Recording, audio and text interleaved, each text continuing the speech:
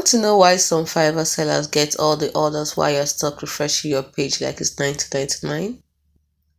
The answer is hidden, or in this case, hiding, in your Fiverr's analytics. And no, it is not just there to look fancy.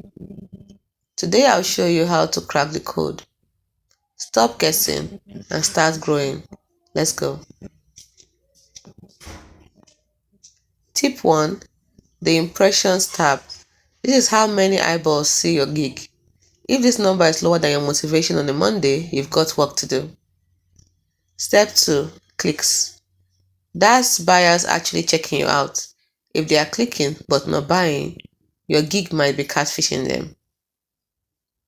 Step 3. Orders and conversion rates. The money makers. If your conversion rate was a grade, would it be an A+ or a C me after class? Finally, cancellations. The villain of the story. If the number of cancellations is high, your buyers might be expecting something you're not delivering. In conclusion, stop flying blind. Check your analytics once a week. Tweak what is broken and watch your gig rise faster than my caffeine addiction. Hit like if this helped. Subscribe for more Fiverr's hacks and let me know in the comments, what is your best performing gig? See you next time.